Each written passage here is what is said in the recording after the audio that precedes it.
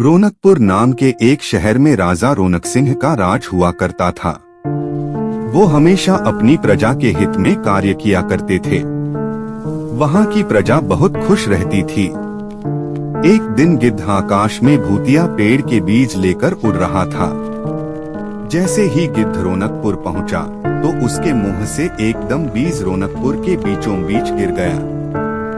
बीज भूतिया था, इसलिए अगले ही दिन वो पौधा बन गया। वहाँ के स्थानीय निवासियों ने जब पौधे को देखा तो हैरान रह गए, क्योंकि पौधे का रंग काला था। बाद में लोगों ने आपस में चर्चा की और यह समझा कि खेत में उगने वाला कोई घासपात या वनस्पति होगी। दूसरे दिन वो पौधा काफी बड़ा हो गया। लोगों को और ज्यादा दुविधा हुई कि एक ही दिन में ये पौधा इतना बड़ा कैसे हो गया। होते होते वो पौधा तीसरे दिन पेड़ बन गया। समय बिता और लोग भी तेजी से बढ़ने वाले पौधे के बारे में सोच सोचकर परेशान हो रहे थे। वो इस मामले को राजा के पास लेकर गए। ऐसे जादुई पौधे का पता चलते ही राजा तुरंत उस जगह पर पहुंच गए। राजा को जैसे ही पता चला कि एक काले रंग का पौधा 3 दिन में पेड़ बना है, तो वो भी उस पेड़ को हैरानी से देखने लगे। राजा उस पेड़ के पास चौथे दिन पहुँचे थे और तब तक पेड़ और बड़ा हो चुका था। वो इतनी तेजी से फैला था कि किसी को यकीन ही नहीं हो रहा था। राजा समझ गए थे कि का रंग काला है, इसमें जरूर कुछ जादू टोना होगा। इसी सोच के साथ राजा ने घोषणा कर दी कि जो भी इस पेड़ को खत्म करेगा, उसे वो इनाम के तौर पर 1000 सोने के सिक्के देंगे। यही नहीं, राजा ने यहाँ तक कहा कि पेड़ को खत्म करने वाला व्यक्ति मेरी मृत्यु के बाद मेरी राजगद्दी पाने का हकदार भी बनेगा।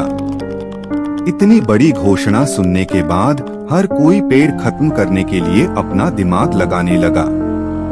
राजा के सारे चतुर मंत्रियों ने भी तरकीब लगाई, लेकिन पेड़ को कोई भी नष्ट नहीं कर पाया।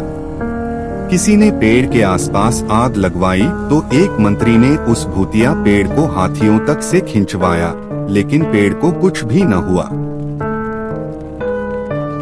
अब लोगों के मन में डर बैठ गया और उन्हें लगा कि पक्का यह ऐसा वैसा नहीं, बल्कि भूतिया पेड़ है।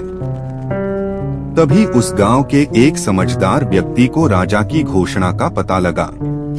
जानकारी मिलते ही वह अपने गुरु के पास भूतिया पेड़ से जुड़े रहस्य को जानने के लिए पहुंच गया।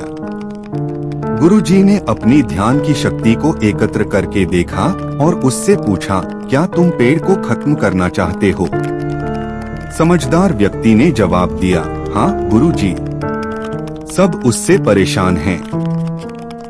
गुरुजी ने बताया कि उसे खत्म करने का एक ही तरीका है।